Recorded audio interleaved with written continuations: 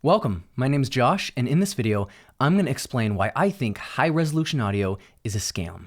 Let's get started.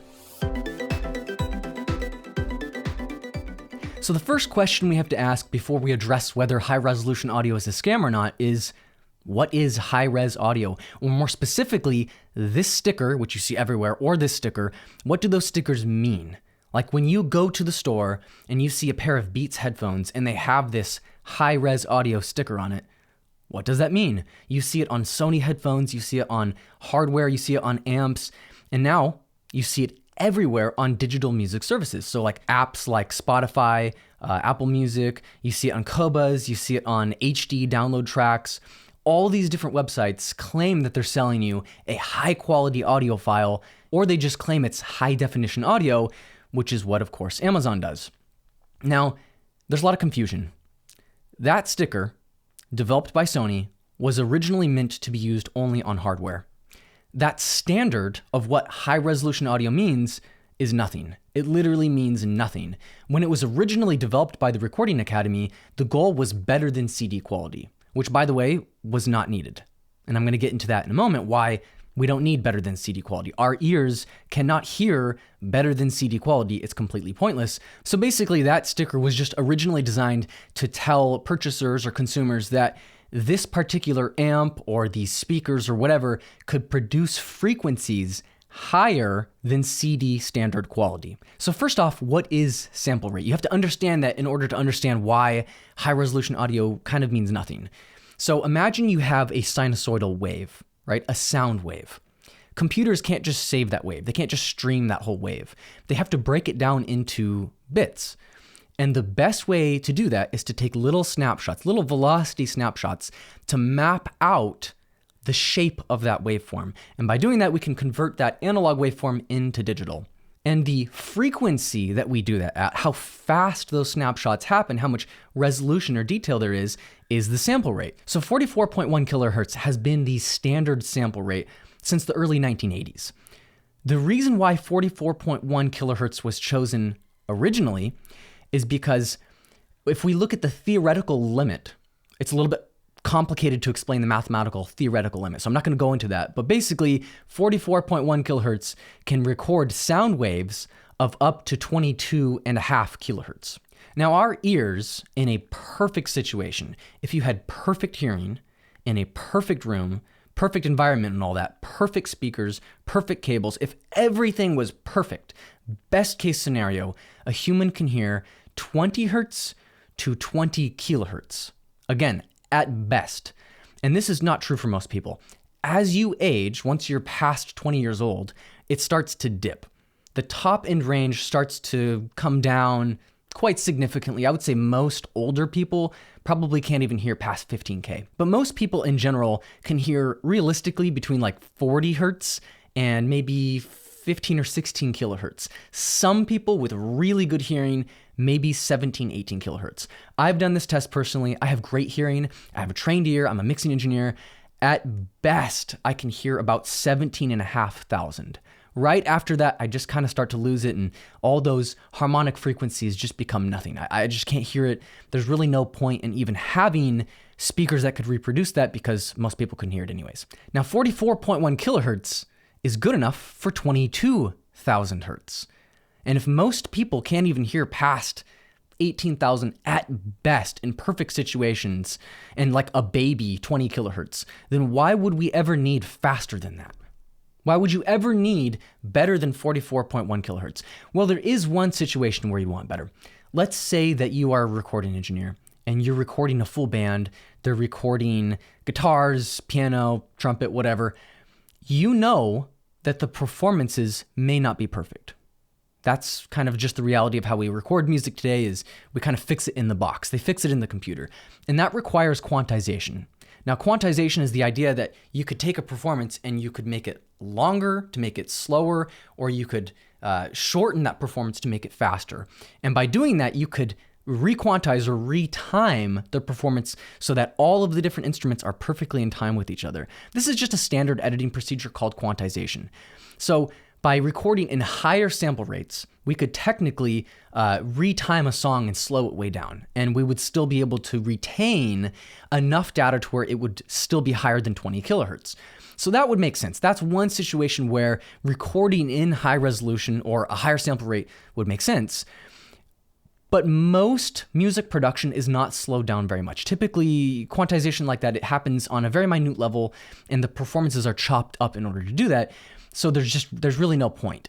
I could make an argument to record in 48 kilohertz, and some bands and major labels do, but they very rarely record above 48 kilohertz. So if music producers are only recording in 44.1 kilohertz or 48 kilohertz, why would we even want to produce music at a higher rate than that? And the answer is we wouldn't.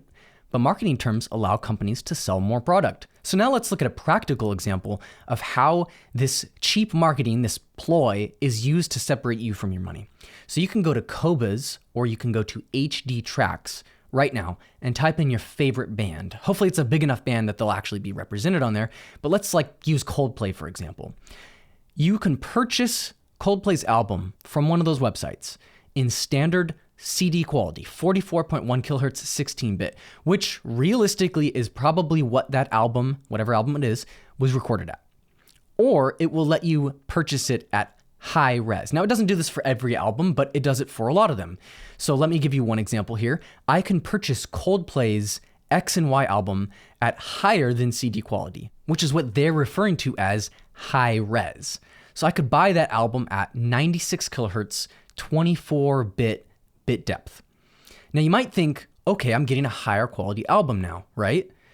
But actually I'm not. In fact, I'm getting a lower quality album than the CD quality because that album, turns out, was recorded at 44.1 kilohertz, meaning the only way for them to sell me a 96 kilohertz version of that album is if they upsampled it. They're upscaling 44.1 kilohertz performances to 96 kilohertz and then selling it to you as higher quality, which in fact, if anything, should be considered fraud. I consider it fraud at least, because not only are you paying more, but in turn, you're getting a worse quality product. Now you might ask, well, why is it worse?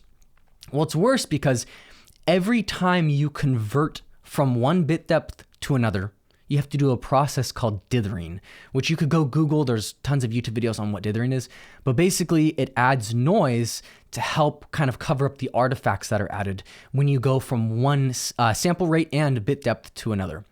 Now, sample conversion is not quite the same. It doesn't necessarily add artifacts, but it does reduce quality because no digital converter is perfect. Every time you convert a song from 96 kilohertz to 44.1 or 44.1 to 96 or to 48 or whatever, you reduce the quality a tiny bit. So technically, when you buy that high-res album, assuming it was upscaled, you're getting a worse quality product. Slightly. I mean, it probably won't be very noticeably worse, but it is worse quality, and yet you're paying more for it. They are basically ripping people off that don't know any better. Now, make no mistake, lossless files are worth it. And there's a lot of different reasons why I think lossless is great. But one of the biggest reasons would be because you can keep converting a lossless file indefinitely and you don't lose quality. So long story short there, I do think lossless is worth it. I think it's a good archival format. If you're somebody that just wants to download all of your music and have it forever, put it on all your different hard drives, stream it from different devices in your house, maybe you have a Plex server set up, yeah, absolutely lossless is worth it. But high res is not. It's a total scam and they're just ripping you off.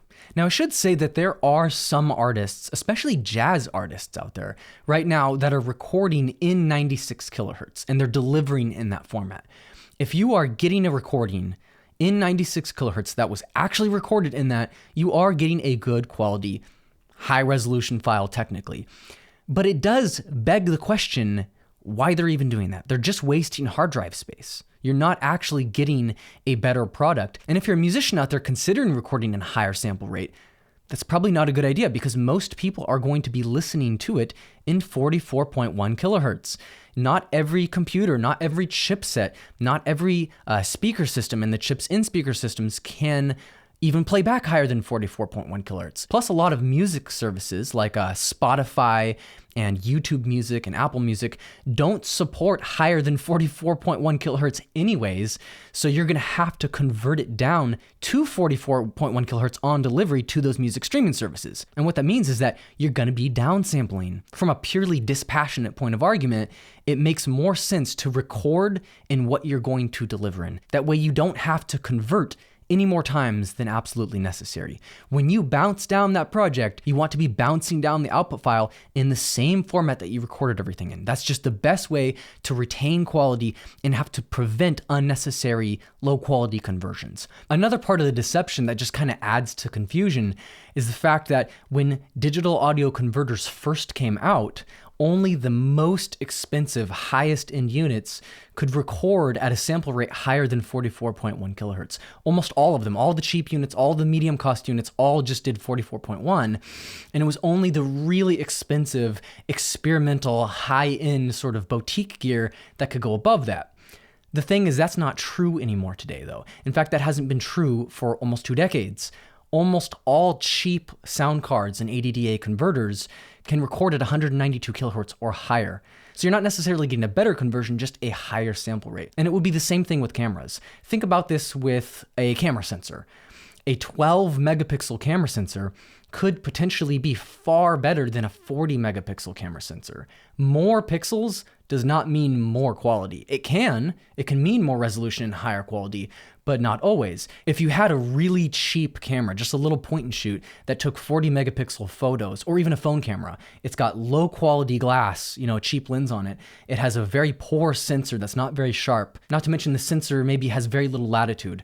So when we account for those things, the 40 megapixel camera is not necessarily better. The quality of the sensor goes beyond just its resolution. That's one factor, but there's so much more to consider. And it's the same situation with audio. Good quality audio gear, good quality converters are going to cost thousands of dollars. They're going to be very nuanced. They're going to be very detailed. They're going to capture the high end really, really well. And a good quality converter, something from Burl or Apogee or Yamaha Steinberg, like what I have behind me, a good converter like that is going to sound way better at 44.1 kilohertz than a cheap sound card is going to sound at 192 kilohertz. So the quality of the conversion matters far, far more than just the sample rate that it's recording at, especially when we consider, again, our ears can't hear past 22K anyways. Another one of the reasons it would be completely pointless to record in anything above 44.1 kilohertz would be that the huge majority of microphones go from 20 hertz to 20 kilohertz at most. And most aren't even quite that. Most are like 30 to 40 hertz to like 18 kilohertz.